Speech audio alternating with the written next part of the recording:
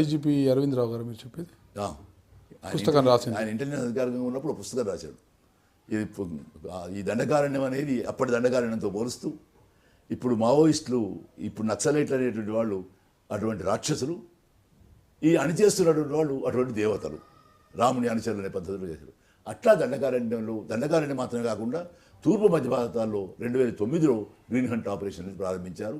జంగల్ బహల్ విధ్వంసం కానీ, మొత్తంగా కిషన్జీని ఎన్కౌంటర్ పేరుతో చంపడం కానీ, జార్ఖండ్లో విధ్వంసం కానీ, సరండాలో నిర్మాణం అవుతున్నటువంటి జనతా రాజ్యాలను నిర్మూలించడం కానీ, దండకారణ్యంలో 2009 నుంచి ఇప్పటికి కూడా కొనసాగుతుంది. ఇక్కడ ఏమిటంటే దండకారణ్యంలో నిలుపుకోగలిగారు.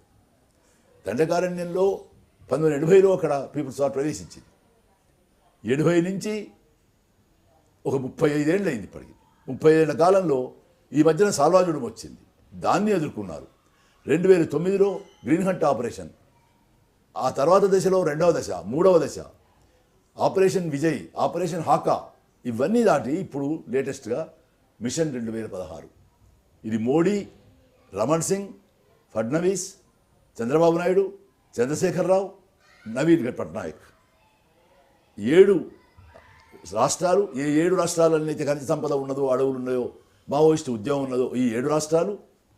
మహారాష్ట్రలోని గడ్చిరోలి జిల్లా ఉన్నది, ఛత్తీస్గఢ్ దాదాపుగా మొత్తం ఉన్నది, చంద్రబాబు నాయుడు పాలనలో ఉండేటువంటి ఏఓబి ఉన్నది, చంద్రశేఖరరావు పాలనలో ఉండేటువంటి ఉత్తర తెలంగాణ జిల్లాలు ఉన్నవి, ఒరిస్సాలో ఉండే నవీన్ పట్నాయక్ అయితే మొత్తం ఒరిస్సా ఉన్నది, దక్షిణ బస్తర్ ముఖ్యంగా ఏఓబిలో భాగంగా ఉన్నది.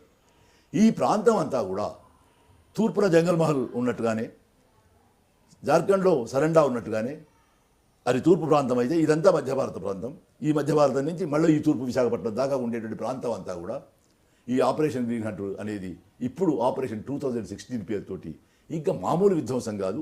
దీని కింద ఇజ్రాయెల్ నుంచి మానవరహిత విమానాలు తీసుకొచ్చి పైనుంచి బాంబులు వేయించడం, క్షిపణులు వేయించడం, గ్రెనేడ్లు వేయించడం, గ్రామాలు తగలబెట్టడం, స్త్రీలను సామూహికమైన లైంగిక అత్యాచారాలకు గురి చేయడం. ఆ విషయంలో ఇటీవల మీకు బేలాబాటియా కావచ్చు, మాలిని సుబ్రహ్మణ్యం కావచ్చు, అక్కడ వెళ్ళిన జాగ్లాగ్ లాయర్లు కావచ్చు, ఎంతోమంది ప్రజాస్వామ్యవాదులు, మేధావులు మన దృష్టికి తెస్తున్నటువంటి భయంకరమైన దురంతాలు ఇవాళ జరుగుతున్నవి.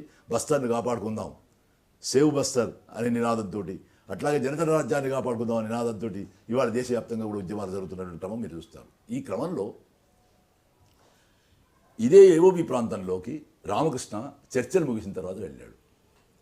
అంతకుముందు ఆయన 2004 వరకు కూడా ఆంధ్రప్రదేశ్ రాష్ట్ర కమిటీ కార్యదర్శి. మహేష్ అమరుడైపోయిన తర్వాత ఎర్రనరెడ్డి సంతోష్ రెడ్డి అప్పుడు ఆంధ్రప్రదేశ్ రాష్ట్ర కమిటీ కార్యదర్శిగా ఉన్నాడు. నల్లా ఆదిరెడ్డి అలియాస్ శ్యామ్ కేంద్ర కమిటీ సభ్యుడు, కార్యదర్శి వర్గ సభ్యుడిగా ఉన్నాడు. శీలం నరేష్ అలియాస్ మురళి ఉత్తర తెలంగాణ రాష్ట్ర కార్యదర్శిగా ఉన్నారు. ముగ్గురు కూడా కేంద్ర కమిటీ సభ్యులు. వాళ్ళని బెంగళూరులో అరెస్ట్ చేసి కొయ్యూరుకు తీసుకువెళ్ళి కొయ్యూరులో ఒక పసుల కాపరితో కలిపి కొయ్యూరు అడవుల్లో చంపేసిన తర్వాత వాళ్ళ అమరత్వం తర్వాత రామకృష్ణ ఆంధ్రప్రదేశ్ కమిటీకి కార్యదర్శి అయ్యాడు, కేంద్ర కమిటీ సభ్యుడు కూడా అయ్యాడు. మావోయిస్ట్ పార్టీ ఎంసీసీ ఇవన్నీ కూడా 21 సెప్టెంబర్ 2004లో ఏర్పడ్డప్పుడు, ఎంసీసీతో కలిసి ఏర్పడ్డప్పుడు ఆ మావోయిస్ట్ పార్టీకి కేంద్ర కమిటీ సభ్యుడయ్యాడు, ఆంధ్రప్రదేశ్ కమిటీకి కార్యదర్శి కూడా అయ్యాడు. ఆ సమయంలో రెండవసారి ప్రభుత్వంతో మావోయిస్టులు, పీపుల్స్ వారు చర్చలు జరపాలనే ప్రతిపాదనను కమిటీ ఫర్ కన్సర్న్ సిటిజన్స్ అని సిసిసి అనే పేరుతో శంకరన్ కన్వీనర్గా ఏర్పరిచారు. దాదాపు అందులో మొత్తం ఆంధ్రప్రదేశ్లో ఉండేటువంటి ప్రజాస్వామ్యవాదులు హూ ఈజ్ హూ అనేటువంటి అందరూ ఉన్నారు. శంకరన్, కన్నబిరాన్, పొత్తూరి వెంకటేశ్వరరావు, ప్రొఫెసర్ హరగోపాల్, జయశంకర్, కోదండరామ్, జీవన్ కుమార్, మీరు ఏ పేర్లైనా చెప్పండి, కాస్త ప్రజాస్వామ్యవాదులు వీళ్ళందరూ అందులో ఉండి వాళ్ళు ఒకే ఒక కార్యక్రమం తీసుకున్నారు. 1996లో 95 ఆగస్టులో చంద్రబాబు నాయుడు వైస్రాయ్ హోటల్ కుట్ర జరిపి ఎన్టీ రామారావుని కూలదోసిన తర్వాత అధికారానికి వచ్చినప్పుడు ఆయన చాలా నిస్సిగ్గుగా ఓ విషయం చెప్పుకున్నాడు. నేను ప్రపంచ బ్యాంకు చీఫ్ ఎగ్జిక్యూటివ్ ఆఫీసర్ను, ప్రపంచ బ్యాంకు ఏ ప్రోగ్రామ్ ఇస్తే ఆ ప్రోగ్రామ్ నేను అమలు చేస్తాను. నాకు చాలా నిస్సిగ్గుగా, నాకు ఓటేసేది ప్రజలు కావచ్చు కానీ నేను పనిచేసేది ప్రపంచ బ్యాంకు అని దాచుకోకుండా చెప్పాడు ఆయన. చెప్పుకొని అంతకుముందు ఎన్టీఆర్ పీపుల్స్ వార్ మీద నిషేధం ఎత్తేస్తే ఈయన పీపుల్స్ వార్ మీద మళ్ళీ నిషేధం పెట్టాడు. ఆయన సారాన్ని నిషేధిస్తే ఈయన సారా మీద నిషేధం ఎత్తేసాడు. ఆయన సబ్సిడీలు ఇస్తే ఈయన సబ్సిడీలు రద్దు చేశాడు. ఈ ప్రోగ్రాం తీసుకోవడానికి ఆయన చీఫ్ మినిస్టర్ అయ్యాడు. వరల్డ్ బ్యాంక్ ఆయన చీఫ్ మినిస్టర్ చేసింది. ఈ అక్కడి నుంచి ముఖ్యంగా తెలంగాణను, ఉత్తరాంధ్రను, పలనాడును, నల్లమలను ఎక్కడెక్కడైతే మావోయిస్ట్ ఉద్యమం ఉన్నదో అప్పుడు ఇంకా పీపుల్స్ వార్ అన్నారు. పీపుల్స్ వార్ ఉద్యమం ఉన్నది, అక్కడంతా నెత్తురుకేతులు వారించారు.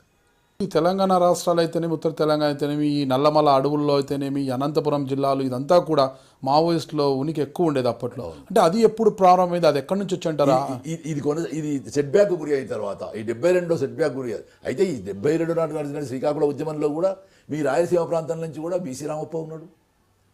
అక్కడి నుంచి నిజానికి శ్రీకాకుళం ఉద్యమంలో ఆఖరి దాకా ఉద్యమాన్ని నిలబెట్టి ఆఖరికి అమరుడైనటువంటి వాడు